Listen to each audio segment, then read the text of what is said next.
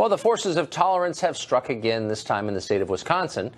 Until last week, Kim Dearman worked as a police dispatcher for the University of Wisconsin-La Crosse. But after Dearman defended President Trump's executive order on immigration, the first one, to a coworker, the school informed her she would be fired for using, quote, threatening or abusive language. Today, the school's chancellor, Joe Gao, hastily offered Dearman her job back, saying she shouldn't have been canned without a hearing, you think? Kim Dearman and her attorney, Lee Fear, join us from La Crosse, Wisconsin. Kim and Lee, thanks a lot for joining us. So, Kim, this is apparently you've been offered your job back because you didn't have a hearing, but this was after the university explained that you had threatened and intimidated people. Tell us your version of what happened. I had a casual conversation with the young lady that I was training, that I had hired to work in our department, and apparently she was offended by me indicating that I thought terrorists or immigrants should be sent back to their Middle Eastern country. So that's what, excuse me, that's what you said? You said terrorists or immigrants should be sent back to their countries? I said, yes, terrorists should be sent back to should not be allowed into this country, and any type of terrorist in this country should be sent back. Huh. And then she tattled on you to the school, which fired you. Is that right? Apparently, yes. So, Lee, can you do that? It's pretty hard to fire people anywhere for expressing agreement with the presidential policy. That's grounds for firing in Wisconsin? Well, they clearly did not use the standards that they should have, and they did not follow their protocol. They were one of the problems here is that we don't know what the standard is. We don't know what Mr. Gao will be offended by. It could be anything. Apparently, the word immigrant is racist, according to what I've come to understand, and that immigrants going back to their country is a racist thought that should not be expressed in modern America, even though saying that immigrants should go back to where they came from is just talk, and President Obama sent millions of people back to where they came from. Right. All week long, we've been telling you about the bureaucratic battle to display the portraits of President Trump and the VA secretary at a VA hospital in West Palm Beach, Florida. There's Brian Mast, the congressman, took some pictures up, put them up, and then the VA took them down. Well, now the White House is issuing new guidance to make sure that pictures are put up at all VA facilities across the country after our story. Same thing happened, though, in St. Cloud, Minnesota. That is where Marine Corps vet Joseph Jones goes to get care. He joins us right now live from Minneapolis. Good morning to you, Joseph. Good morning. Okay, so in February, when you went in to see one of your regular doctors, you were excited about President Trump. You were looking for his picture. What'd you see? Well, when I walked in the door, there was where the previous picture of Barack Obama was. There was just a blank wall. Yeah. And I was really kind of surprised. And I walked up to the information desk and I asked them. I said, "Well, what's going on?" I said, "Where's the picture of the commander-in-chief?" You know, and the guy kind of leans over to me like it was a secret or something. He said, "Well," he says, "they're telling us that it was a typo." And I was like, "What?" You know, and so. You know, then after seeing my doctor and doing all that stuff, and I went back home, you know, then I started making calls trying to find out, you know, what the heck is going on, why there's no picture of the commander-in-chief on the wall. Absolutely. And then this week, I believe you had an appointment and you went in, still no picture. You asked somebody what was up. What did they say? Right. It kind of on the same line. I walked in there and looked over and anticipating that now the picture should be up. It's been a few weeks later. Like when I called the Department of Veterans Affairs, they told me, well, you just have to give it some time. Right. You know, said it takes a while for them to get there. And I, you know, went up to the guy and asked him. I said, well, what's going on? I said, you know, where's the picture of the president? And, you know, the guy just told me, he said, you know, that they're planning on impeaching him. So they didn't want to spend any money on the photo. Whoa, whoa, I was like, whoa! What? And I said, this is somebody who works at the VA. Said they're planning on impeaching the president, so we're not going to, you know, blow up a picture and put it on the wall. That's what the VA guy told you.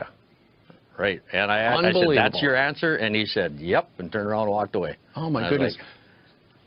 That is just crazy. Introducing your boyfriend to your family can be stressful. Will mom embarrass you? Will dad approve? And will he get along with your husband? Yes, you heard that right. Your husband. ABC's Abby Boudreau introduces us to polyamory. There's a squash, yeah. Carrie Jenkins is very married. Potatoes, more potatoes. Yeah. But she's getting ready to spend Saturday night with her boyfriend. Does her husband suspect? Hi, I'm Carrie, and this is my husband Jonathan, and this is my boyfriend Ray. Have a good night. We'd say he's got a pretty good idea. I'm in a relationship with Jonathan, and I'm in a relationship with Ray. They call it polyamory, defined as a consensual romantic relationship with multiple partners. I guess we should walk the dog too, or I should walk. You might have thought it was just fringy people on the coast who do this, but these button-down Canadians beg to differ. We were amazed with the number of people who came to us and said, "Oh, thank you for saying this. We are also in an open relationship, but we haven't felt secure saying so." Carrie is a tenured professor at the University of British Columbia in Vancouver. She met Jonathan, also a professor there. For me, the idea of being able to be with two people at once always seemed like kind of an impossible dream. Now that I get to be with two amazing people at the same time, it feels like a dream come true. I feel like the luckiest person in the world. They are not alone. According to a recent study, 1 in 5 Americans have had a non-monogamous relationship, defined as any relationship in which all partners agree that each may have romantic and/or sexual relationships with other partners, which could range from friends with benefits to open marriage. Now, people in their early 30s and late 20s buy different things to their parents' generation. I don't just mean their taste in music or films, but the basics of life, everything from burgers to a round of golf. Here's a look at what millennials are just not willing to buy anymore.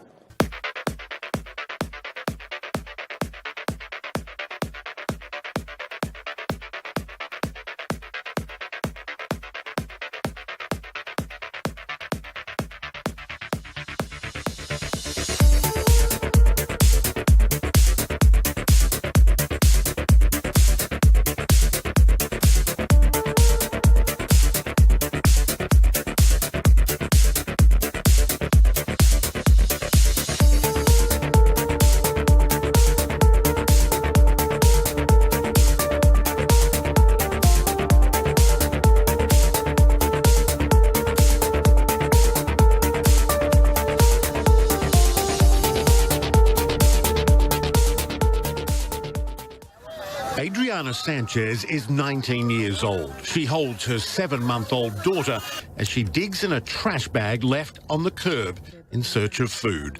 She hopes to find something, a little leftover piece of bread, maybe some vegetables. Sanchez also has a 3-year-old son and works cleaning houses. A single mother, she says her husband was murdered, and this is the only way she can feed herself and her children, even if it means getting sick. Well, once I ate some rice that had worms in it, and I got stomach sickness. I did not notice it, but now, well, I'm going to check before I eat it. This is everyday reality for the poorest in Venezuela. The country's economic crisis has turned into a humanitarian one, leaving people more and more desperate. Jose Godoy is an unemployed construction worker. He says his hungry children cry to him, asking for food, and he has no choice but to hunt through the trash with many others.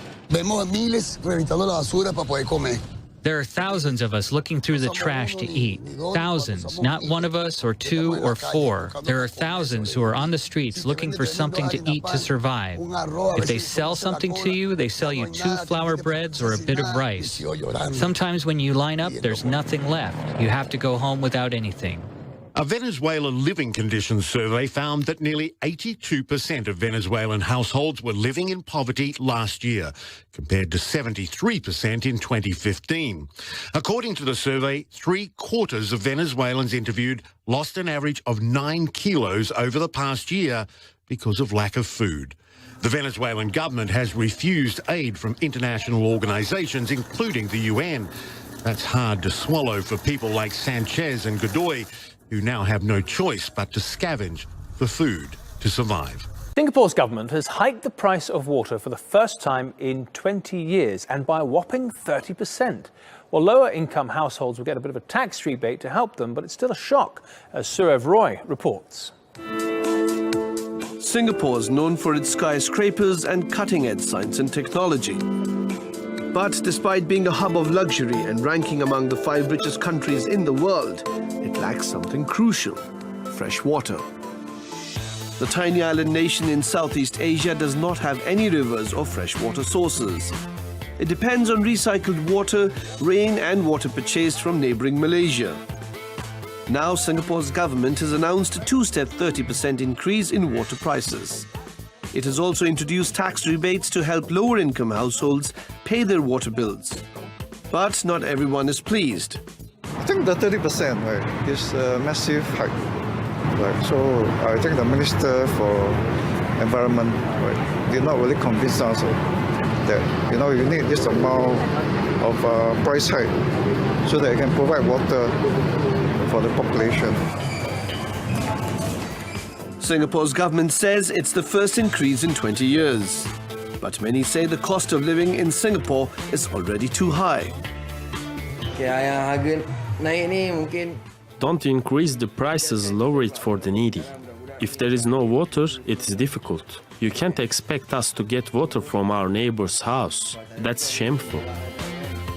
While Singapore is trying to be self-sufficient with its water resources, managing a consistent and regular supply to its citizens could be a challenge.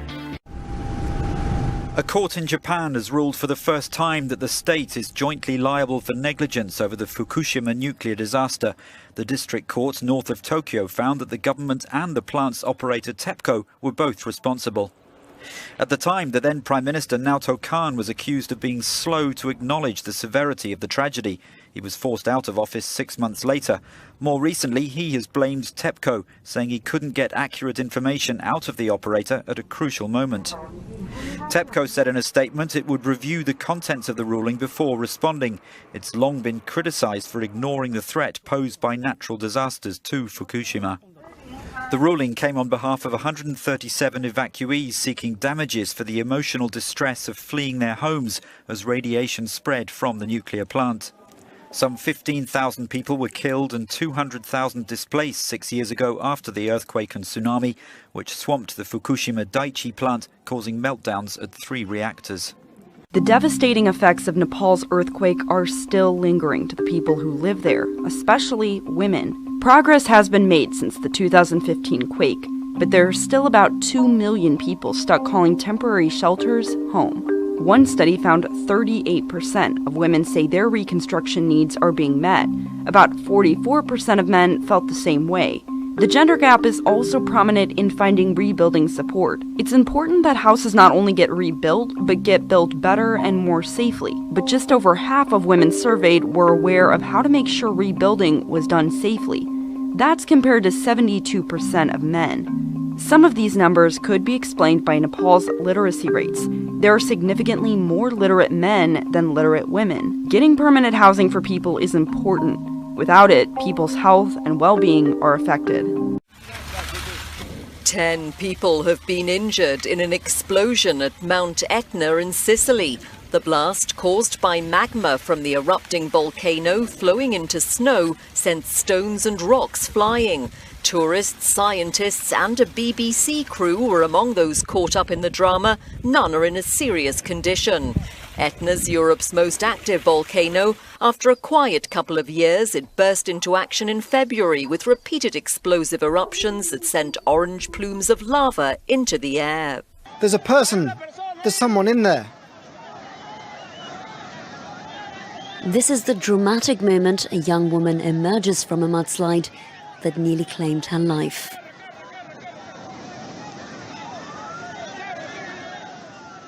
After clawing her way to safety, she throws herself towards rescuers. Her cows too are caught up in the torrent of floodwater, thick with debris. Unusually heavy rains have ravaged Peru over the past 3 days, destroying some 12,000 homes. They've even reached the streets of the capital, where schools have suspended classes. Some local residents told harrowing stories of water flowing into their homes. Others lost all their belongings. People living in Utapi in northern Namibia are trying to make their way home. They use the trees as guides to tell them just how deep the water is. It's been raining heavily for days. Shops and homes are flooded, and the water's not receding fast enough. We have already trained community members to use what we call small boats to take people from the lowland to the highland. And I think we have also organized some trucks, the heavy trucks, to help us on the accessing some of the roads. The school, along with 65 others, has been shut, leaving up to 6,000 children at home. The local governor says the floods are the worst the Omasati region has experienced in years. In this country, drastic temperature swings in the southeast are taking a heavy toll on crops. A warm February followed by a March cold snap has farmers scrambling to keep produce from freezing to death. Mark Strassman is there. There's a lot of loss here.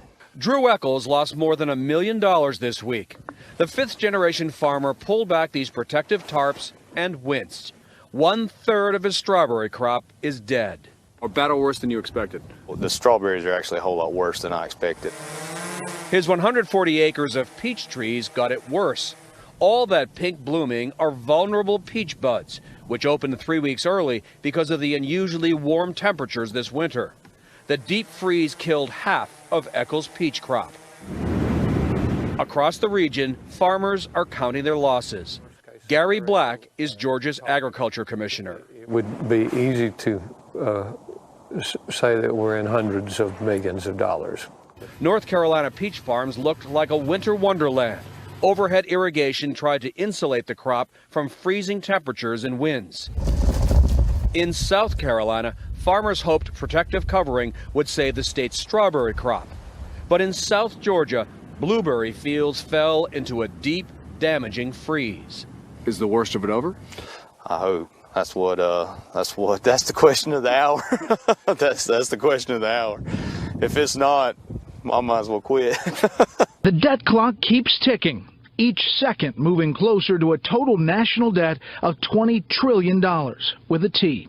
That comes out to about $61,000 of debt for every American citizen.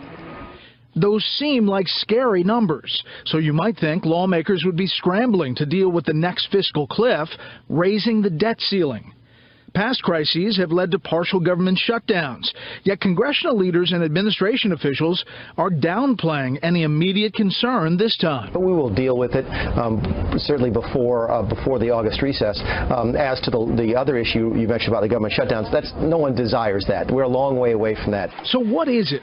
The debt limit, or debt ceiling, is the congressionally imposed amount the U.S. Treasury can borrow to pay the government's bills. Raising that borrowing power to avoid financial default allows continued spending on things like Social Security and Medicare benefits, tax refunds, military salaries, along with interest on the national debt and other obligations. Ceiling is a misleading word of sorts. It implies a stopping point. But when it comes to the public debt, the sky's the limit. Nearly a quarter century ago, when President Clinton took office, the outstanding debt was about $4 trillion. A purring economy, budget cuts helped keep it in check, but began climbing again under President Bush. And when he left office in 2009, it was about $12 trillion. It only accelerated under President Obama, now approaching $20 trillion, showing little sign of slowing under the new chief executive.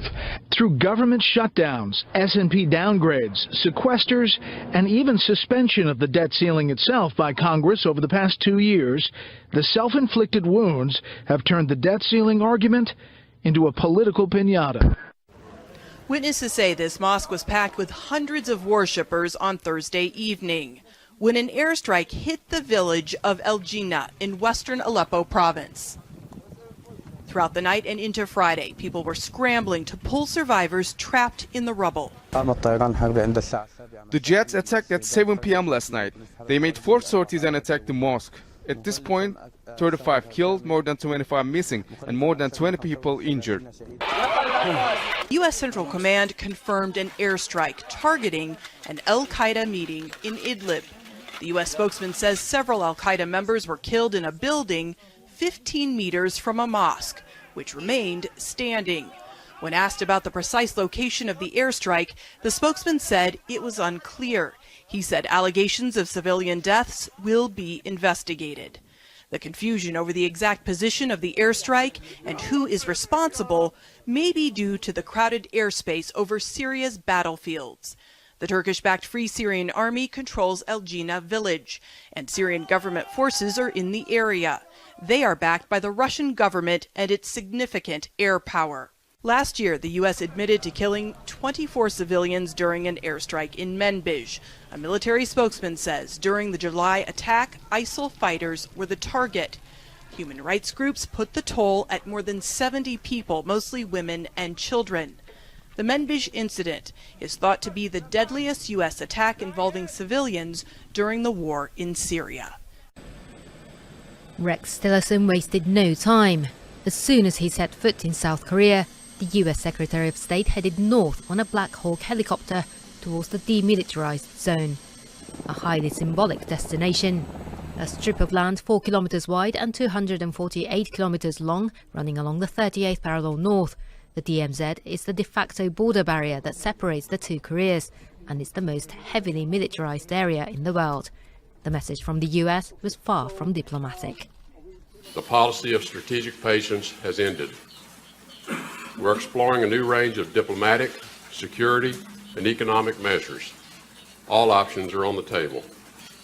Announcing a U-turn from the Obama administration's approach to North Korea, Tillerson said that a freeze of Pyongyang's nuclear program would not be enough and warned of preemptive action. North Korea has a long-standing ambition to become a nuclear power, saying it needs to be able to defend itself. Since conducting its first atomic test in 2006, it's carried out 4 more. And despite international condemnation and crippling economic sanctions, it has stepped up its missile launches in recent months. Last week, it fired 4 ballistic missiles simultaneously towards its neighbours. Pyongyang has defended its action, saying it was in response to the deployment of a US-made missile defence shield in South Korea. The third system has also angered China, North Korea's most important ally. The next stop in Tillerson's Asian tour is Beijing. Dealing with Pyongyang will feature high on his agenda. The highly anticipated first face-to-face meeting between the leaders of the US and Germany is taking place today. Washington-Berlin ties, which flourished after previous US administrations, certainly have taken a hit under the new one, as Caleb Mopan explains. Merkel has been running Germany for a long time. She got along well with Bush, as long as he didn't get too frisky.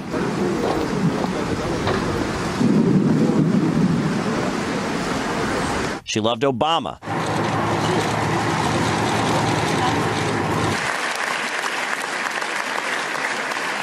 But the new White House occupant might not be her type. They're going to have riots in Germany. What's happening in Germany, I always thought Merkel was like this great leader. What she's done in Germany is insane. Hello? Is this my sweet Barack? Barack Obama, I miss you. No, it's Donald Trump. Oh, gross. Germany is the powerhouse at the center of the European Union. Trump's likely pick for EU ambassador, Ted Malak, says he wants to bring the bloc to heel just like he brought down the Soviet Union. Trump is also upset that it seems like the United States is paying more than a lion's share of NATO's bills. He's insisting that other countries should pay more. This is something that Germany says simply cannot happen right now. We're talking about tremendous amounts of money that we put in. Now we're defending countries, and they're ripping off the United States, and they're ripping you off. Either they pay up, including for past deficiencies, or they have to get out. And if it breaks up NATO, it breaks up NATO. Germany needs to do more, no question about it. It's completely unrealistic to raise expectations in Germany, or among our partners, that we will add 30 billion euros to our defence spending over the next 8 years. A slew of heated words have been exchanged by the two sides. And the German people are going to riot. The German people are going to end up overthrowing this woman. I don't know what the hell she's thinking. But they have millions of people pouring into Germany, and now they're not stopping them. Now I guess they're going to have to stop them because the German people aren't going to put up. The necessary and decisive battle against terrorism does not in any way justify putting people of a certain belief under general suspicion, in this case Muslims. Can you imagine? She was Person of the Year. I was supposed to be Person of the Year on Time magazine. She beat me out and she destroyed Germany. Can you believe this? It requires wits to be able to deal with daily absurdities. It takes wits to convince people with facts instead of using fakes. She's destroying Germany. And if I have to work with her in a little while, I'll do just fine. But I'm telling you, what she did is wrong. Yes, that first meeting's sure going to be awkward. Perhaps a potential icebreaker is everyone's favorite topic right now, Russia. Trump's understood to be seeking out advice on how to deal with Putin. But then again, given the EU's poor relations with Russia, perhaps she's not the one that he should be seeking out.